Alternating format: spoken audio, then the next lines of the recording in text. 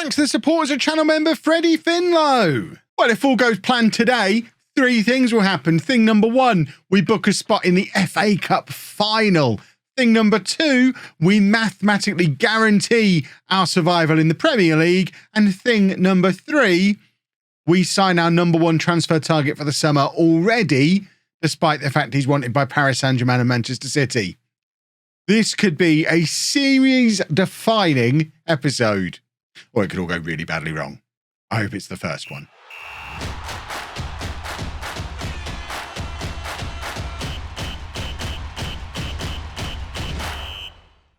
Hello and welcome to Club 2, Part 20 of Non-League to Legend. I'm Kevin. Coming up on today's episode, we have an FA Cup semi-final at Wembley against Southampton. We also play Burnley in the... Sorry, Bunler.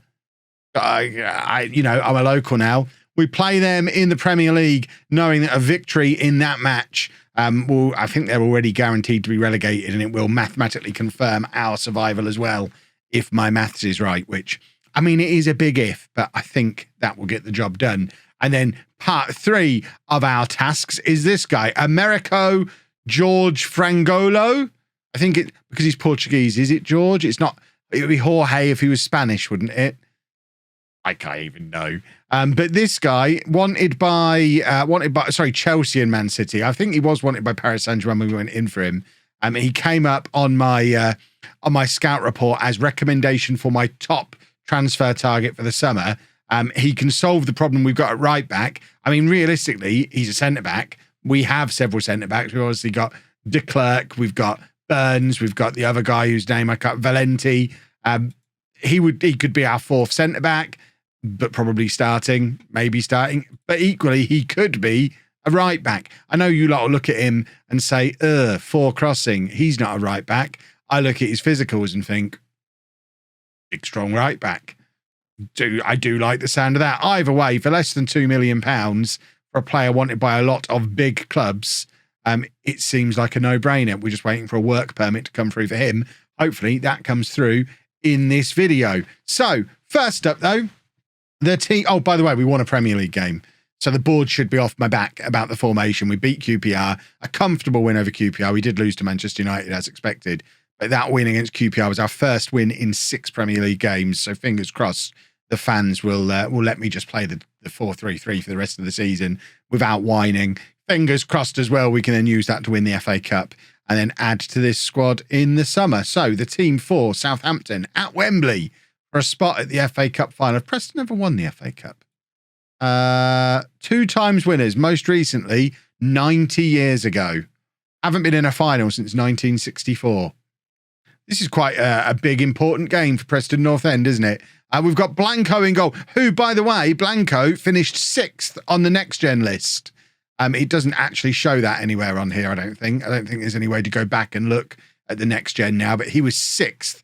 The only player we had on next gen, but he was, did I mention, 6th. We have got a proper goalkeeper on our hands there.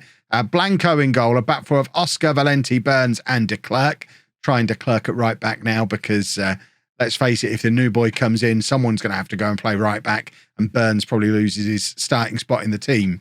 White at the base of the midfield, Scott and Rafa ahead of him, Sartori on the left, Ross on the right, Reyes up front. It's a very new look team, a very different looking team compared to even what we were looking like this time last year down in the Championship. We have done quite the rebuild over the course of the last 12 months, and I cannot wait to get started on it again this summer.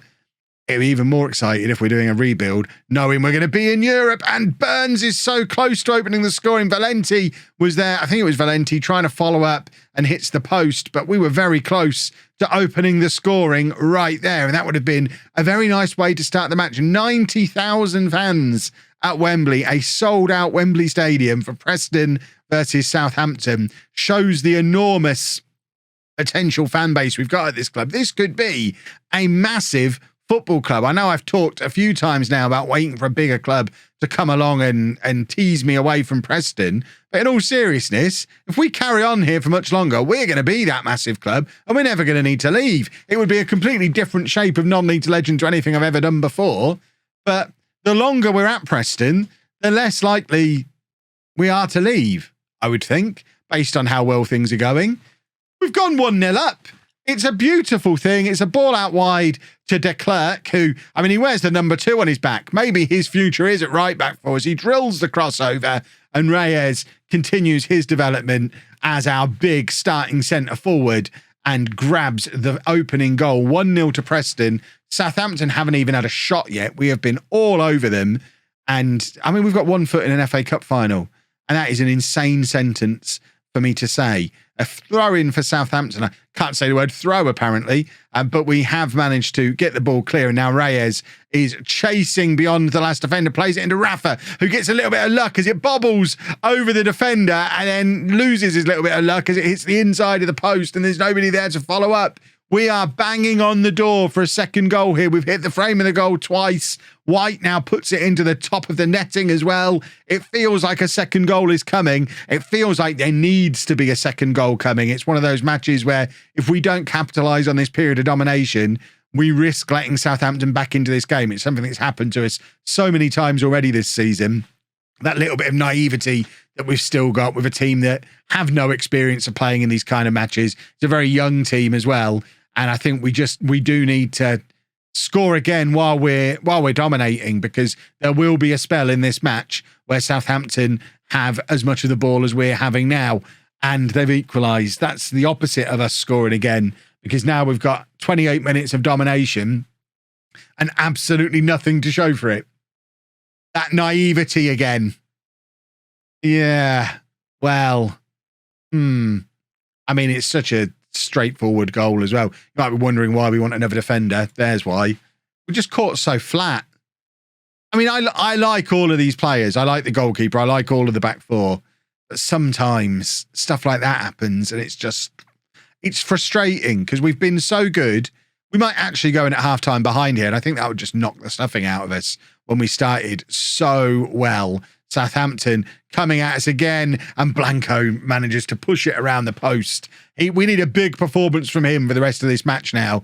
He needs to inspire us to go back up the other end and retake the lead that was rightfully ours. Corner comes in. I think that was a Southampton head that's ended up putting it out for a throw, although it might be one of ours because I think they were reshaping for a Southampton throw-in. But either way, we don't have to endure it as part of a highlight, and it looks like it's going to be 1-1 at half-time. And I do feel hard done by. I feel like we should be ahead in this match based on the balance of play in that first half. But Southampton's front three, when they were given the opportunities of taking them, ours less so, hitting the post a couple of times.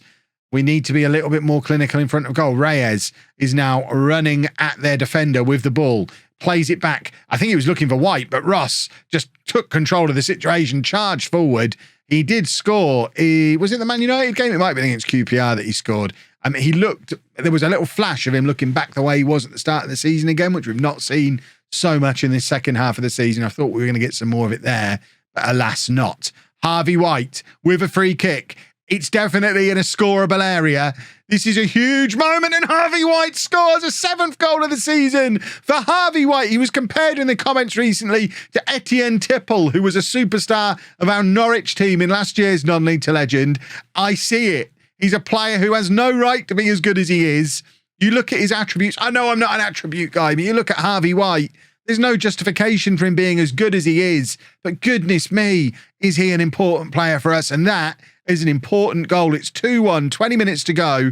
We're accumulating yellow cards, and we've got players who are starting to tire. We need to make some changes. Woodburn and Eder are both coming on in wide areas. We're also going to take off Rafa, who's on a yellow card, and bring on Carrasco in central midfield. In fact, we're going to drop him back to defensive midfield. White can go into the Mazzala role. I have played Adam Eder a little bit as this inside forward, as he's fallen out of favour as a centre forward. He is pretty decent at it. So fingers crossed he can cause problems for us today. Rafa, probably his last contribution before he gets taken off. It's a pretty tame shot into the hands of the Southampton goalkeeper, but our substitutions have now gone through. Can we see this match through to a satisfactory conclusion? Goodness me, I hope so. 10 minutes left. More substitutions. Come on. Keep everybody nice and fresh. De Klerk has done his job for the day. Darlington can come on for him. We're going to take off Scott as well. We can bring on Sean Longstaff to play as that box-to-box midfielder. And we just need to hold on. 2-1 up. 5 minutes left. The FA Cup final is on the line here. Burns plays it forward to Darlington. Darlington to Woodburn, back to Carrasco, who's got all the time in the world to just pick his spot, gives it back to Woodburn, who in turn finds Darlington. It's a lovely ball over the top from Darlington. Reyes, he's in. I mean, there was a big opportunity there for Reyes to rubber stamp this, although to be fair, it looks like he was offside, so wouldn't have counted anyway. Right, I don't want to be beating at my own game here. Corner comes in from Ward-Prowse. It's headed clear, but it is still Southampton on the attack. Don't bring him down. Don't bring him down. Darlington clears it. Can we get the ball up the other end, please? Harvey White can't quite win the ball back, and Southampton are in again, and I don't know what's happened there. It's offside. I thought they'd scored. It was offside. We get away with it. Are the FA Cup gods shining on us today? I think they might be. Oh my word. We're off to Wembley. We're at Wembley, but we're also off to Wembley. We are back for the FA Cup final. Well, it is Chelsea that we're playing, but it's a Chelsea team who are having a rotten season. I mean, look at the stat. They're only one place above us in the league. An FA Cup on the line, a place in Europe on the line as well. That will be tomorrow's video. But now we need to sign that player, beat Burnley. I'm not going to show you any of the rest of the end of this. In fact, we'll probably show you the Newcastle game on the last day, just so that we get 2 matches in tomorrow's episode. But tomorrow, the main event will be Chelsea in the FA Cup final.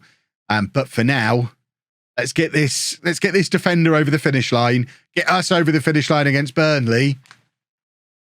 What a season this is turning out to be. And we have now confirmed the signing of Americo George Frangolo. We're probably just going to call this guy George. But he joins us on the 1st of January for, I mean, it's such a bargain. £1.9 million. What a bargain for a man who's already played 116 games. Is that the top league in Portugal? I feel like it is.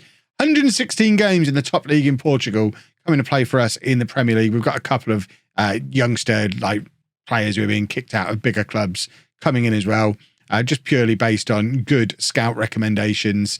I mean, these two both came in on trial and were trialing at 5 stars. They're scouting at only C pluses. He's only 5'3". It might be time to stop doing that. We might be too big to bring in the youngsters anymore. And of course, Alex Scott joins us permanently in the summer as well. But that's all for next week. That's for the transfer stuff. For now, it's all about mathematically confirming Premier League survival. As you can see at the moment, we can finish anywhere from 7th to 18th. It's very unlikely we drop down to 18th. We are, what are we? 8 points clear with 4 games to go. We could put that up to 11 points. It still won't be mathematical. It's as good as if we beat Burnley. Burnley are already down. Let's go beat them. Come on now. Let's go and keep Reyes in his goal scoring form. That's certainly something we want to see today. We want him to continue banging in the goals and just pick up a win, because our next 2 matches, I think, are against West Ham and Liverpool, or West Ham and Man United. Liverpool and Man United are basically the same thing, as anyone from the Northwest will confirm. They both play in red. They both play in red and used to be good. Look, normally Spurs get it. I've got to share it around a little bit. It seems mean to keep picking on Spurs when they're completely defenceless and can't fight. Stop it, Kev. Let's beat Burnley. Goodness me. Right, who have we got? De Klerk has just lost the ball to Ivan Toney. I mean, I've got Ivan Toney's football boot there. That's a signed Ivan Toney football boot. You would think the man would not do that to me when I'm displaying his footwear in my office. But oh no. There he is, look. Making De Klerk look like a complete wally and hammering home the goal. I tell you what, if Burnley are relegated, would Ivan Toney be a ridiculous signing for the summer? He's too good to be dropping back down to the Championship, surely. Presumably the reason he's at Burnley is because Brentford got relegated at some point, and I imagine he jumped off that sinking ship as well. How old are you now, Ivan? You are... Oh, he's 32. Goodness me. I forget how far in the future we are sometimes. This isn't a retirement home. My word. Right. We do need to get back into the game, though. There's no excuses for losing a local derby against a team as rubbish as this lot. I know we're going to have stars in our eyes for the rest of the season now, distracted by the fact we've got an FA Cup final to play. People aren't going to want to get injured. People are going to be looking forward to the big match. But, you know, we still can't lose games like this because there is still the outside chance that we collapse and get relegated, and that would be a disaster. Scott squares it to Reyes, and his goal-scoring form does continue. I think we have our new number 9, Ignacio Reyes. We've tried a few options at centre-forward over the last couple of years, but he's the one who looks most like a Premier League striker. It does feel harsh on Adam Eder, who started the season so well. Still 15 goals in his first season in the Premier League, or first season back in the Premier League. And it realistically is 15 goals in his first 15 games or so. And he's just stopped in the second half of the season. And I think he got found out a little bit. But Reyes is much younger, higher upside, higher potential, and looking like he's scoring just as prolifically.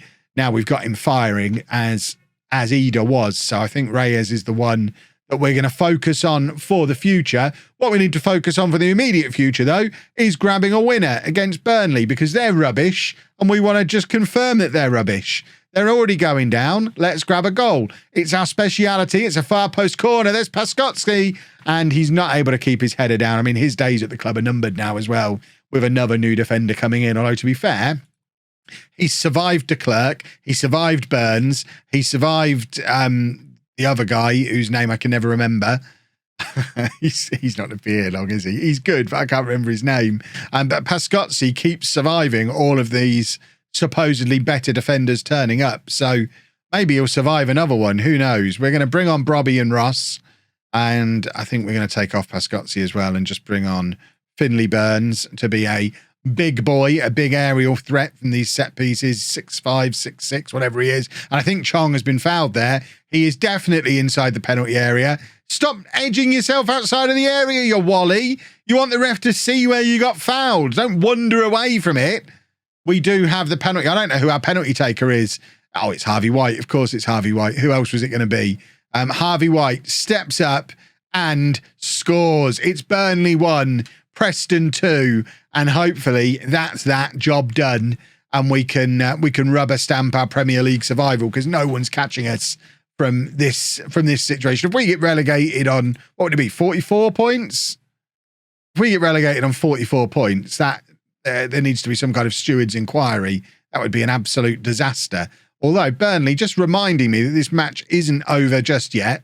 So we probably could do with just grabbing one more, and it's another set piece. It's Rafa this time, floating it into the penalty area, looking for Burns.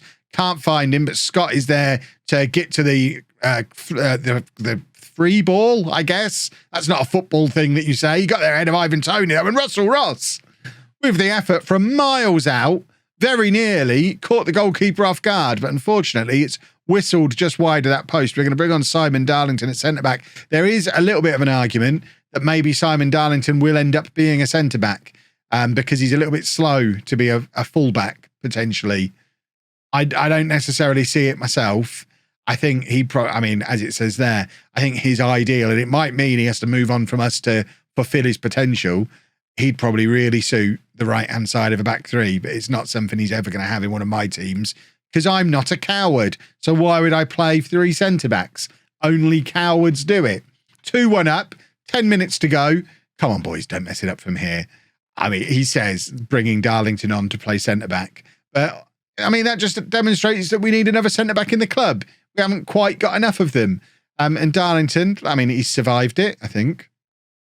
I mean, he's survived it up against Ivan Toney as well, which is a bonus. But 2 wins today. Oh, remember when we were struggling a little bit? That's done again, isn't it? Let's just confirm all. I thought that was us booking a Europa League then. That would have been ridiculous. Right, I still don't think it's mathematically confirmed. It's easier to see on here. It's not. We could theoretically still get relegated, but I think we'll all agree it ain't going to happen, is it? We're 11 points clear with 4 games to go. So I think we're safe to just come back tomorrow, show you Newcastle on the last day of the season, which should just be a nice, easy, let's all have a party and get ready for the FA Cup final. And then the main event tomorrow, Chelsea FA Cup final. didn't expect to be in an FA Cup final by 2028. This is exciting. If you've enjoyed that, please make sure you leave a nice big thumbs up on there for me. Subscribe to the channel for daily Football Manager videos. And thank you very much for watching.